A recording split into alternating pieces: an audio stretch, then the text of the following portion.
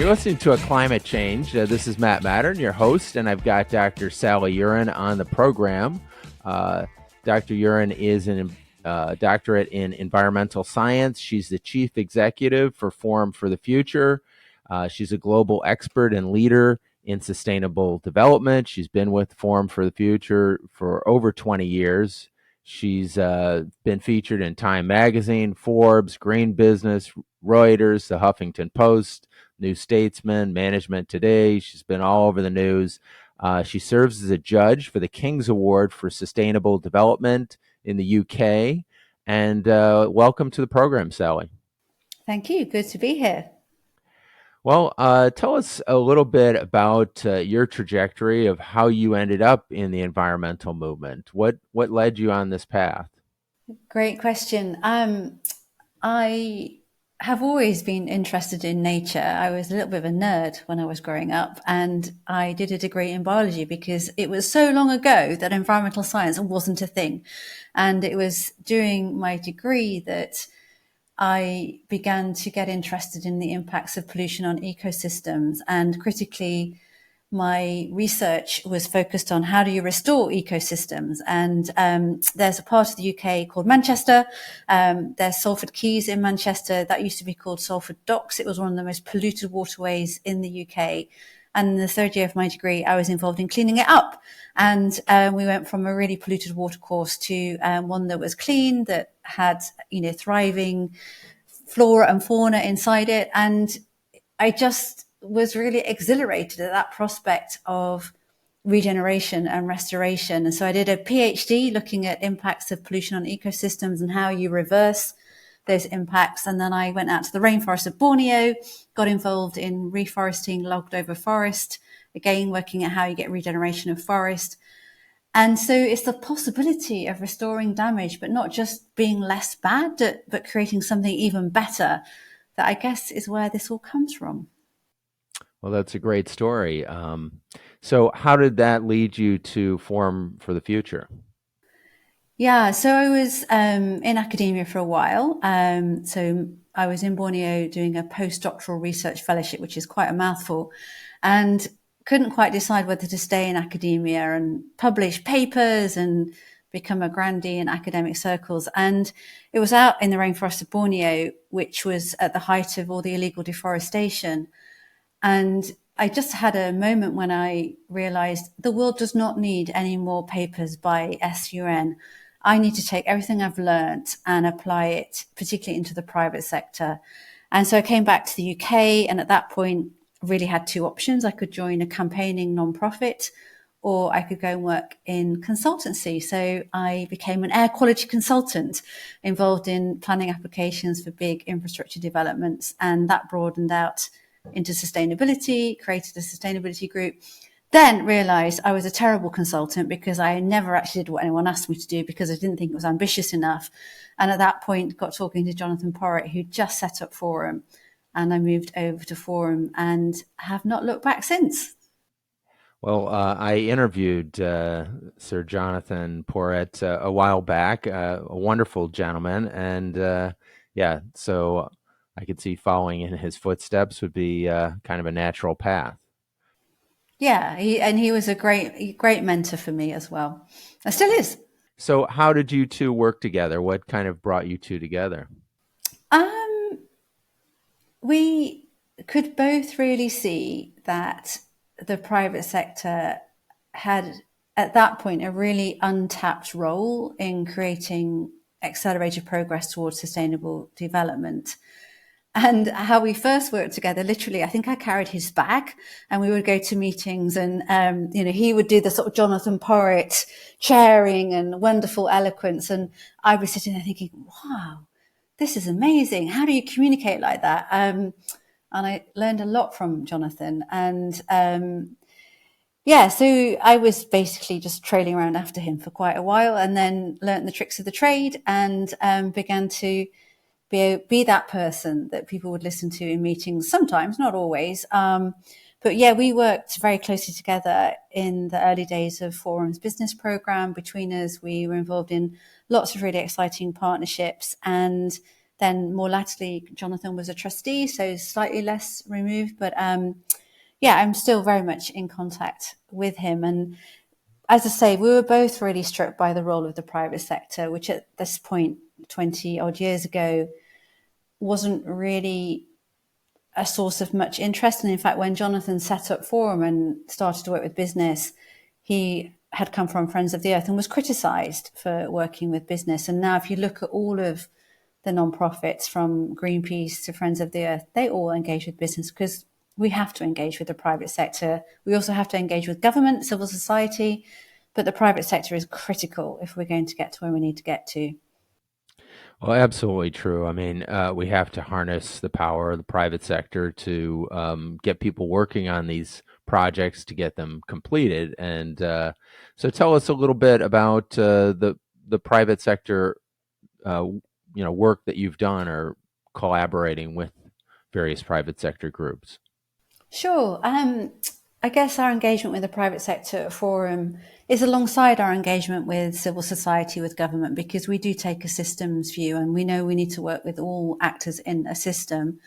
Specifically in terms of private sector engagement, two main ways we engage. We have partnerships with leading organizations where we'll co-create strategies, build capacity for deep and urgent transformation.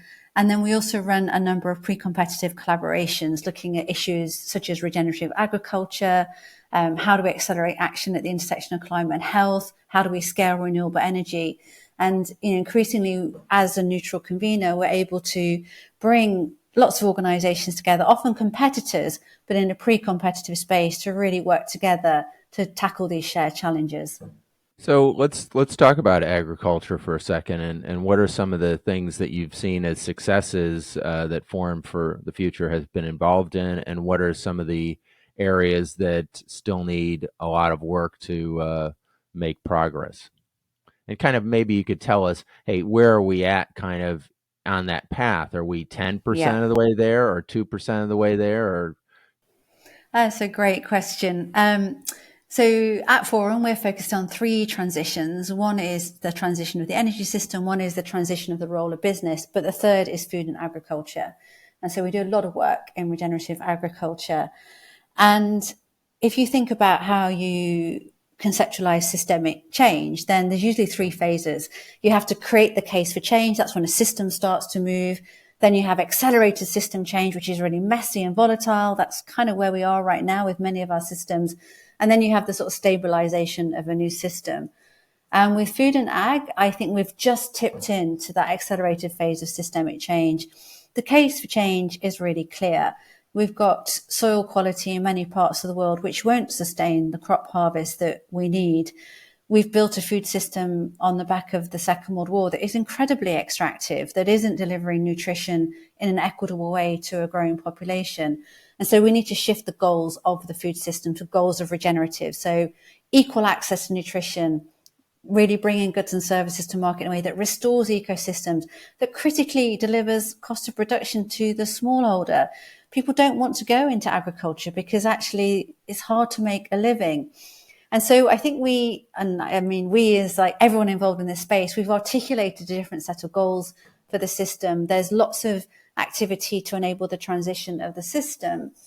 I look kind of at the U.S. ag system, which I don't know how different it is from the UK system or other systems, but the U.S. system seems still very dominantly controlled by extractive type players, and I mean, in part because the food system is controlled by mostly major food companies that are not really fully engaged in the process of using healthy inputs, and a lot of pesticides and all these kinds of things are still being sprayed on crops and the like. I think the US ag system is in transition. I think you've got some really thoughtful brands such as General Mills, who we do a lot of work with, that are really serious about regenerative agriculture. And they've just announced a partnership with Walmart to convert, I think, 600 hectares of land to regenerative agriculture. Now, in part, that's because the existential crisis in food is really real. there literally are some parts of the world where there might be 2 crops left because soil quality is so poor. But I think there's just an incredible energy flowing into this space, which is understanding that if we can restore agriculture, then we can deal with impacts of climate. We can build in climate adaptation. We can also address issues around social equity and inequality. And so, yes, food and ag in the US has got its issues. It is extractive in parts. But I would say there's an increasing number of big players that recognize the way that we extracted the agricultural system in the past isn't how we're going to go forward. And increasing brands are now really getting serious about regenerative agriculture. We're not there yet. And, have all these organizations completely converted? No, they haven't. It's work in progress. But I would say regen ag in the US right now is a really exciting space. Well, you're listening to A Climate Change. We've got Dr. Sally Uren, environmental scientist, chief executive of Forum for the Future, and we'll be right back. Great discussion with her about many of the most important topics that we're facing. We can change the world if we do it together.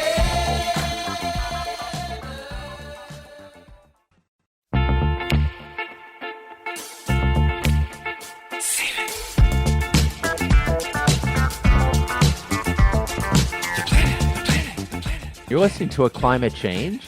I've got Dr. Sally Uren, environmental scientist and chief executive for Forum for the Future. And Sally, prior to the break, we were talking about the state of agriculture, particularly related to the U.S. And yes, I do see spots of, bright spots on. We've got a number of stores that promote food that does not have pesticides or does not use GMOs and stuff like that. So I do see a lot more of that. I guess I want to see more change and more quickly, because I do know that our ag system is still dominated by major farmers that use tons of pesticides, and how long is that going to go on for? Do you have any guess as to how quickly this accelerated phase is going to take till we get to a tipping point where, more than 50% of our agriculture is using regenerative techniques and the like? I wish I had a crystal ball, and I always say that predicting the future is usually a fool's game. However, I think this could be quite quick, because converting to more regenerative agriculture can actually save you money. You're saving on input costs that you no longer need. The biggest barrier is that conversion phase on land. So often what you find is when you convert your practices, there might be a slight dip in yield, which if you're already, really struggling in terms of financial sustainability, that can be super tough. And that's why I love the work of organizations like Rabobank, who are going to work with the farmers, looking at different ways of accessing capital. I love this whole notion of ecosystem business models. So we can create revenue from restoring soil health, from improving ecosystems. And so I think if we can get that financial unlock working at scale, then it could be really, really quick. The thing we have to remember is in any systemic change, there are always resisting forces. And the closer you get to a system changing, the stronger they become. That is what's beginning to happen, I think, in sustainability more broadly right now. There are individuals, organizations that don't want a sustainable energy system. They don't want a sustainable food system because actually this system really suits them. And so they're digging in. Excuse the metaphor, we're talking about agriculture, but it's really real. But if we know about this and we understand that this is happening, then we can engage, we can understand the motivation, and they may come with us, they may not come with us. But I think the impetus for change now is really uncontestable. Climate change isn't going to go anywhere. We've already baked in serious climate disruption. And I think people are beginning to realize that and asking, so what can we do about that? Well, if we shift our energy and food systems really, really quickly, then we might avoid the worst of climate change. Well, I guess I look at the U.S. system in terms of just the governmental funding, funds kind of the system that we know, and which is the extractive model. And given kind of the general dysfunction of the U.S. government at this point in time, particularly at the federal level, it's hard to see that we're going to have any kind of massive change. I don't know. Maybe you're seeing something or have your ear to the ground as to changes at the Department of Agriculture that are moving in that direction. What I do know is the Inflation Reduction Act, which is a really bold set of financing to enable US to transition energy and food, is interestingly proving able in some cases to step across the politicization of this agenda. Money is flowing into climate adaptation, to climate smart agriculture, is flowing into renewable energy provision, renewable energy manufacturing, and that's bringing jobs. And jobs are really important. And I've seen the political shift happen in some regions when actually it's become really clear that the IRA is a way of funding the transition and actually could deliver economic benefit at a really local level. And so I think let's not forget about the Inflation Reduction Act. Yes, there's all sorts of dysfunctionality elsewhere. The farm bill is going to get postponed. But the Inflation Reduction Act is a really powerful lever for change because it's fast tracking capital into the transition. And that is the bit that is the unlock. We need money to make this transition. And the Inflation Reduction Act is providing that. And any politician wants to say, I help create new jobs. And they're able to say that with the funding from the IRA.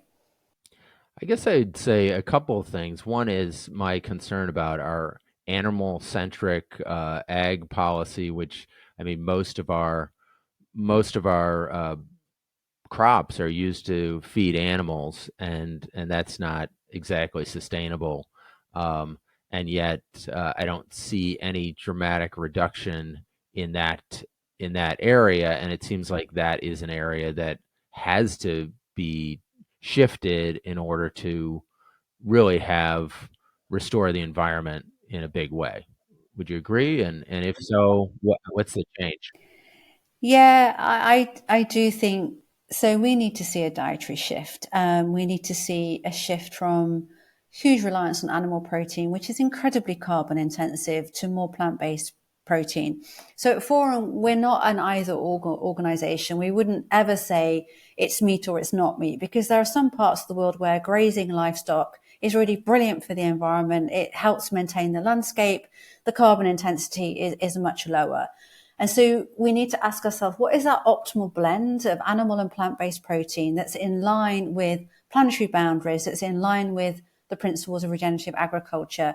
So you can have sustainable dairy, you can have really unsustainable dairy, but I think we do need to reduce the reliance on often crops that are perfectly fit for human consumption going to animal feed, because that doesn't make any sense. So one of the projects we've been involved with in Forum is called the Protein Challenge, and we've done a lot of work on sustainable animal feed. So if you shift the animal feed, you tell a different story about the carbon. So there's plenty we can do to bring down the carbon intensity of livestock. We're not doing enough. We do, though, need, on balance, to eat less meat. Well, tell us how would you see if raising meat, raising beef and other forms of animal protein more sustainably? What does that look like? Well, as I say, it's thinking about the feedstock. So how do you use feedstock that actually is not fit for human consumption, that is waste material? There's lots of innovations in that space. How the animals are tended for and grazed. We know that some of these really intensive farming manufacturing, well, they are manufacturing, aren't they? These intensive farming installations can be incredibly carbon intensive, but equally we know that there are some sustainable dairy installations that, have got a very light carbon footprint. We know how to do this. It's more that there is huge resistance in the system for change. It goes back to everything I see at the moment tells me that we know how to create a sustainable food system. We know how to create a sustainable energy system. We are experiencing a lot of pushback right now from very well-funded resisting forces. And so we just need to be really clear about the pathways to get to a sustainable food system. And we know what that looks like. And And we need to avoid it's no meat or some meat, because that's just polarizing. Because the other thing that's happening is we tend to be very binary. It's this or it's that. And that just creates polarization. And we've lost the whole gaze on what we're trying to achieve here. So this whole transition is way more nuanced than anyone would care to really accept. It is nuanced. And so there are some parts of the US where animal livestock production makes a huge amount of sense, is being done very carefully, very thoughtfully in line with ecosystem assets. Other parts where it isn't. We need to shine a light on the really great practice and scale that and transition in a way that's thoughtful. We don't want people to lose their jobs.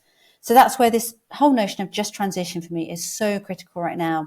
How do we transition our food and our energy system in a way that doesn't leave people behind, that doesn't play into the politicization of this agenda, that is actually thoughtful? And we actually know how to do that.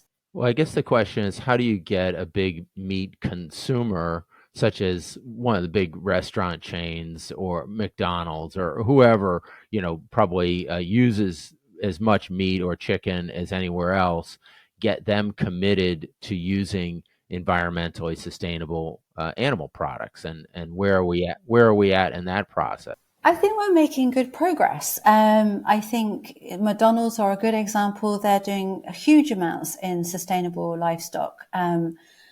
What you will hear, though, is a reluctance to go too far ahead of the consumer, and a worry that the consumer isn't ready for, sustainable beef or switching to plant-based proteins. And I would just say we can't wait for consumer demand for sustainable food. We need to step over the myth it costs more. It doesn't. It can actually save money. And we need to accept that consumer sentiment is a lagging indicator, not a forward indicator. And we need all of these big brands to just be slightly ahead of the consumer. Yes, still sell meat, but yes, also sell delicious, tasty plant-based protein, which it can be all of that. And understand what their role is in a sustainable future. And it's not quite the same role that they have today. Well, I was at a restaurant just a few days ago, and I was getting a pasta. It was bolognese sauce, and it was made with impossible meat. And I really would have said it was meat had I not known. I mean, it really was so close to meat that it really was hard to tell the difference. So you're listening to A Climate Change. I've got Dr. Sally Uren, environmental scientist, chief executive of Forum for the Future. We'll be right back in just 1 minute. We can change the world if we do it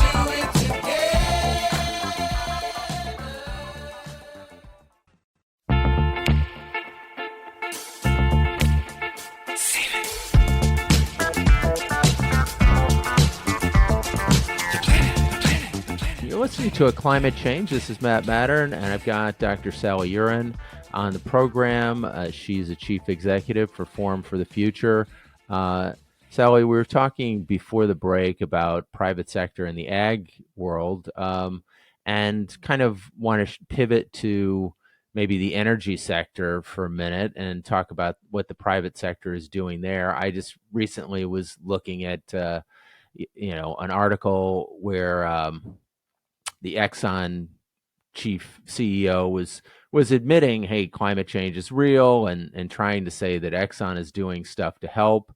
It's kind of questionable, given the fact that Exxon had done its best to hide the role of the oil industry in creating this existential threat that we have. What are some of the angels and devils that you see out there in the private sector that are driving change for the good, and those who are kind of stuck in the past and seem to have a devil may care attitude towards the destruction to the environment that their companies are creating? I guess, thank you for that question. Before I give you, and I tend to shine a light on devils and not speak, angels even, and not speak about the devils. But before I do that, you've got to ask yourself, why did Exxon hide the science? Their predictions actually turned out to be pretty spot on. Why was there so much resistance in the oil and gas industry to deal with climate, to embrace renewable technology? And I think one of the reasons is just to focus on short-term profit maximization. I think this kind of fixation with quarterly returns, which is still being driven by a huge part of the investment world, is one of the drivers that we're dealing with here. Not the bad people in oil and gas. They are often just responding to their shareholders. And so the angels then that I see are those organizations that have taken a longer term view and see their role in society quite differently. And one of the best examples in energy is the transition of Dong Energy into Ørsted. So Ørsted now is one of the leaders in renewable energy provision and has kind of just repurposed its business as being part of the solution for renewable energy because it looked into the future. And in a world where there are carbon trading mechanisms, where there's a price on each ton of carbon dioxide emitted, then your business model doesn't really work so well. So that long-term view gave them an understanding of what that transition needed to look like. And you're seeing other organizations in energy really becoming quite clear about that. So for me, it's not about the devils and the angels per se. It's like, what's driving this behavior? And I just think this absolute fixation on short-term profit maximization, which is underpinning a casino economy that's working for the very, very few. One stat that I always quote, but it for me signifies the challenge. If the economy carries on as it's doing today, by 2030, 99% of the world's wealth will be held by 1% of the population. That just doesn't make any sense at all. And so the organizations that I really want to celebrate are those that have taken a long-term view, have reimagined their role in society, have understood how to create value from creating some of the solutions that we know we need to see. And the devils are those that are just stuck in the past, that are digging on really actually quite powerfully to a status quo that will lead us to a hothouse earth. And if any investors listen to your program, Matt, I would really ask them to go and look at their portfolios and ask, if they carry on investing as they are doing today, where are they going to get sources of value creation? Because there will always be parts of the world where you can emit carbon dioxide, because I don't think we're ever going to get a binding agreement that brings in every nation state. But there are certain trading blocks. EU will be the first where there'll be a price on carbon. And actually, you're not going to make the money that you're making today. So get out of it, transition rapidly, and just do it seriously. Well, that is really the failure of the market, and that essentially the marketplace, as described by Adam Smith, just did not price in pollution, because pollution wasn't a factor 250 years ago. And John Locke wrote about stewardship, and unfortunately, that lesson kind of got lost in business school. And our business schools here in Europe did not account for stewardship. It wasn't taught to modern business leaders that that was a part of what they should be doing. And they started to look at, like you said, short-term profits were the measure of whether you were a good business leader. And there just has to be a shift in that view, which and we've got to have a price for carbon, quite frankly, because essentially we're not having corporations pay the true price, or us as consumers to pay the true price of the products that we use. And that's really a huge problem. And I echo your comments about shareholders. We all need to take a look at our portfolios and say, hey, do we want to be holding shares of big polluters? And is that how we want to have our legacy be known? And I think the answer is no. And to the extent that we move into shares of companies that are doing the ethical and responsible thing, the market will take notice. But we kind of, as shareholders, need to let the market know what we feel. Yeah, and I think, I often get asked, well, what can we as individuals do? And if you are lucky enough to have savings or a pension, find out where that money is invested, because you may get a really nasty surprise. It could be invested in a sovereign wealth fund that is currently funding the war between Russia and the Ukraine. It could be invested in an oil and gas industry that's got no appetite to transition at all. but find out where your money is, because actually pensions in particular underpin a lot of the machinery of our global economy. And, if thousands and millions of people demanded to see their money put in service of the transition of the energy system, the transition of the food system, then people would listen. And it's already happening. You already see activists, shareholders, activist pension holders. So I'm just struck by the fact that many people have no idea where their money is invested. So find out.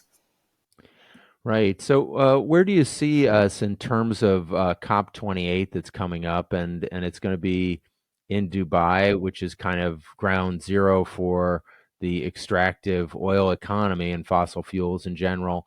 What are you looking to do there, and what do you think the challenges are, and what are the opportunities that you see in working with the Gulf states to create a regenerative future? Are they going to be partners in this? Yeah, I think the two words of 2023 for me will be cognitive dissonance. And so flying thousands of people to Dubai to discuss climate, the cognitive dissonance that is not lost on me at all. Stepping over that, what we at Forum for the Future hoping to achieve at COP28, we are launching a toolkit that will enable private sector actors to really take action at the intersection of climate and health. So to push net zero strategies even further, to talk about health benefits. We tend to treat climate and health as two separate issues. They are, in fact, one and the same issues. We already are witnessing that. So we're launching a toolkit that we hope will accelerate private sector action in this space. More broadly, it's what's called a stop-date year for COP. And again, the cognitive dissonances, we know we're already miles away from making the progress that we need to see. And I guess my hope is that in particular, we will see more intergovernmental cooperation. I think the private sector, by and large, kind of understands what it needs to do. But what it will say is one of the enablers is public policy, is government policy, it's policy that's stable, that doesn't flip-flop from one position to another. And so for me, I will be really interested to see what happens behind closed doors in the negotiations that are involving, the big, heavy carbon emitters, plus the newer entrants to our global economy for whom the economic case to rapidly decarbonize isn't there because they know they'll lose loads of jobs. So probably what is the most important agreement to come out of COP28 will be the loss and damage agreement, will be the recognition that actually the so-called global north or the industrialized nations of the world, they need now to invest in the rapid developing economies, help them rapidly decarbonize. Not help, that sounds really, I don't mean that, enable that rapid decarbonization, invest in it, put your shares and your stocks in it. But I think this notion that we can expect rapidly developing nations to kind of ignore what we've been ignoring, and they're already feeling the brunt of climate change, to rapidly decarbonize without any investment from us is ridiculous. And so we're all in this together. Climate change has no borders. So loss and damage, serious amounts of funding going into rapidly growing economies to enable that growth to be clean and to be green. It's certainly a aggressive strategy, and certainly one that will be challenging in the extreme to get countries to buy into that. I know the Biden administration was kind of pushing back on the language of the loss and damage fund that was going to be created because they don't want to create a blank check for the damage that the United States has probably been a big contributor to. So you're listening to a climate change. This is Matt Matern, and I've got Sally Uren on the program, who is the environmental scientist for Forum for the Future, and we'll be right back in just 1 minute.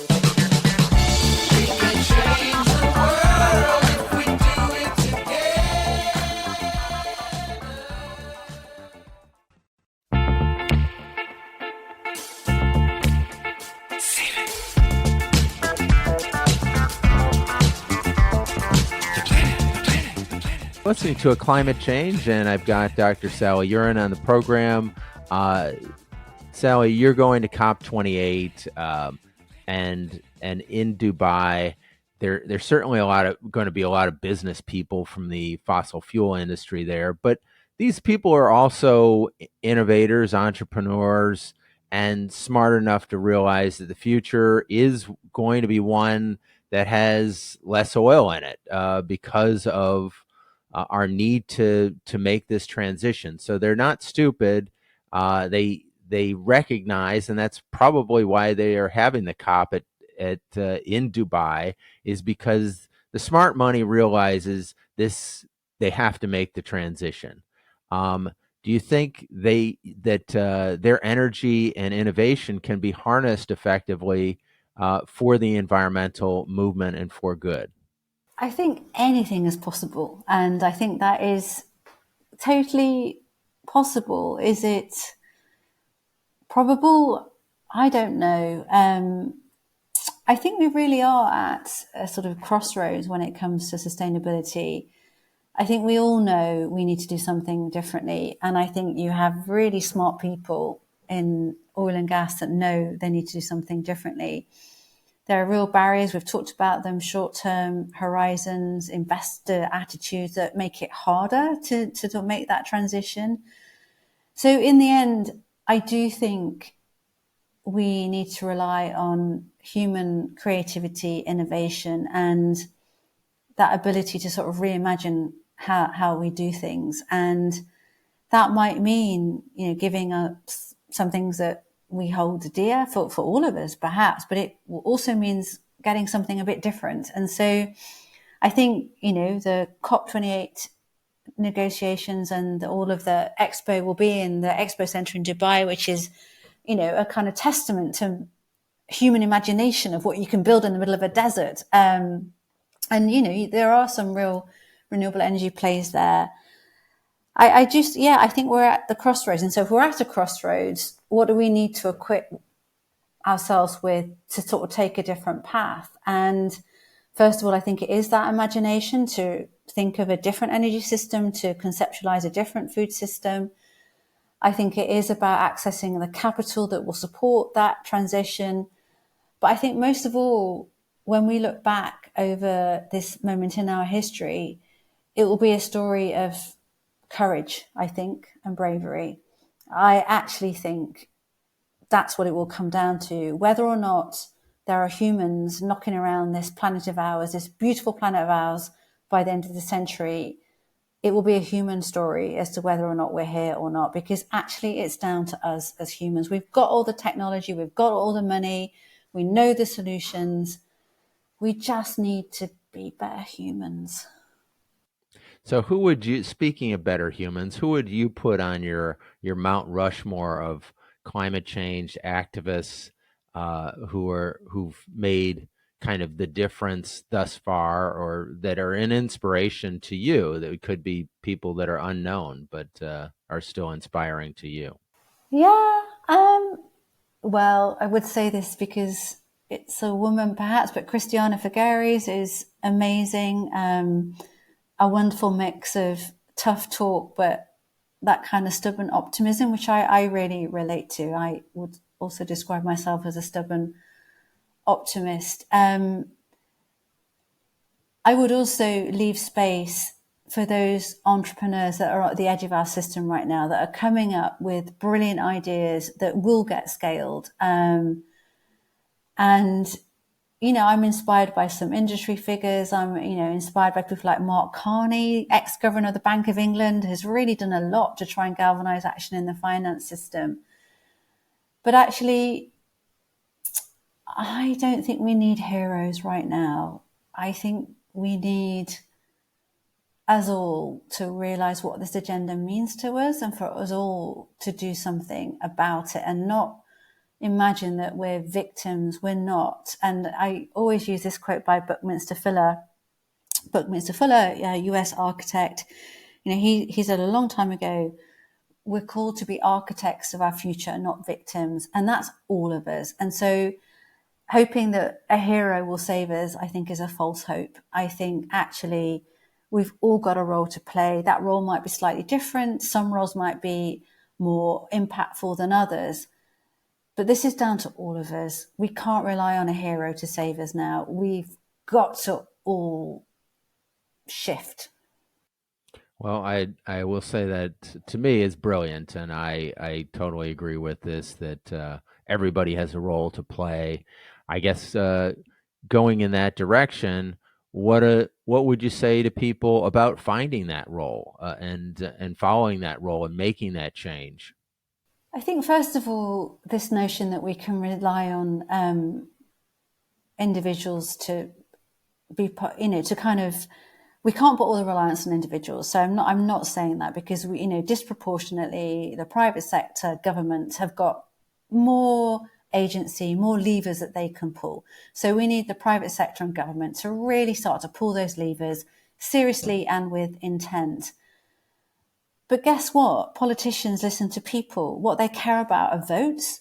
And that is down to what we think as individuals. And so I would say to anybody, find your voice. Tell people what you think about this agenda. Find out more about it. I'm still struck, but whenever I do a presentation on, and here is the current trajectory of our climate, it could be 6 degrees hotter by the end of the century. It's like it's news. And you're like, hang on a minute, why? How do you not know this? So wake up, pay attention. This stuff matters. And every dollar you spend sends a signal to a politician, to a brand owner. These systems are all interconnected. Don't think you have no power or agency. Everybody does. Just think about it. Right, it's a tide, and so maybe at first it's a small ripple, and it's one person that you talk to, but you keep talking every day to different people, and pretty soon it's hundreds of people that you're having these conversations with, and then it starts to move the needle a little bit more, and then also kind of really engaging in politics, maybe not just voting, but going out there and campaigning for people who support your ideas and putting your money where your mouth is in terms of giving money to political candidates that support environmentally sustainable positions. And then all of a sudden, politicians start listening a little bit more to those of us who are making these noises. Yeah, I mean, I think, many politicians would say there's no votes into the sustainability agenda. I would really challenge that. I just think there's sometimes a lack of engagement, a lack of awareness, and people can be overwhelmed by this agenda. It is overwhelming, it is complex, but it affects all of us, the people that we love, particularly, I have 3 children and I worry about the world they're heading into. So I really care. And we all need to care at it. And I get there's a cost of living crisis. Many families, here in the UK, in the US, they've got other things they really need to worry about. So for those of us, that are in positions of influence, let's use that influence. And we absolutely need business and government to step up, both of them together in collaboration, in cooperation. Well, let's take an exercise of imagination. Say you're queen for the day. What are the top 3 to 5 strategies that you would say are most impactful in moving us towards the direction of solving the problems of climate change? And I realize there are hundreds of potentials, so this is not the easiest question out there. It isn't the easiest question, but I think what I would do is I would evaluate all the different policy mechanisms that would facilitate a rapid transition of finance into sustainable energy, into sustainable food.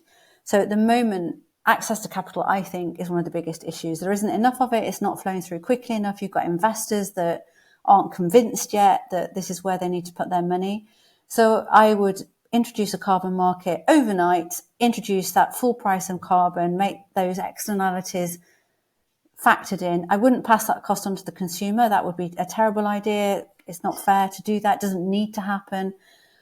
But I would pull some very big policy levers to transition our economy, because I think if the economy transitions, the other nested transitions, food, of health, of energy, will follow through.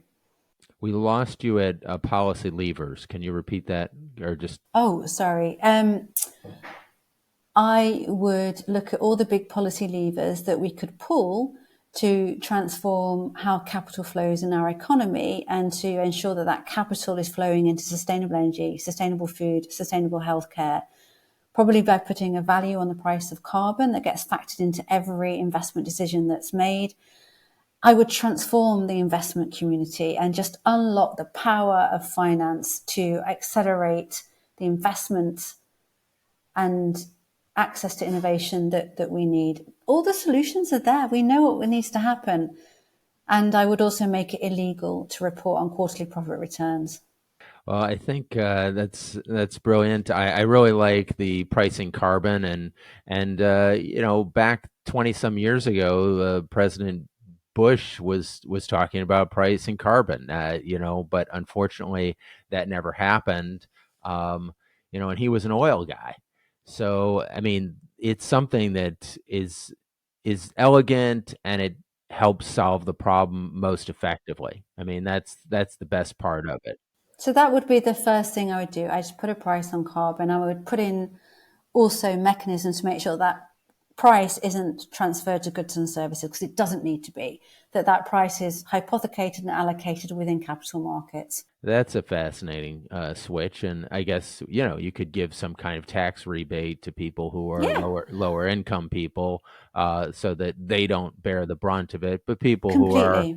who are upper income can afford to. If you're going to buy a carbon intensive product, you pay the full price for that Yeah, product. But completely. if you're a lower income person, you don't have to. Well, it's been a pleasure having you on the show. Please come back and talk to us in the future, maybe after you go see COP28. Great, best of luck there. And you've been listening to A Climate Change. This is Matt Matern, and I've had Dr. Sally Uren on the program. Please follow her on social media, as well as follow our show. Check us out at aclimatechange.com, or check us out on Spotify, Apple, iHeart. Have a great day, everybody, and tune in next week. Thank you.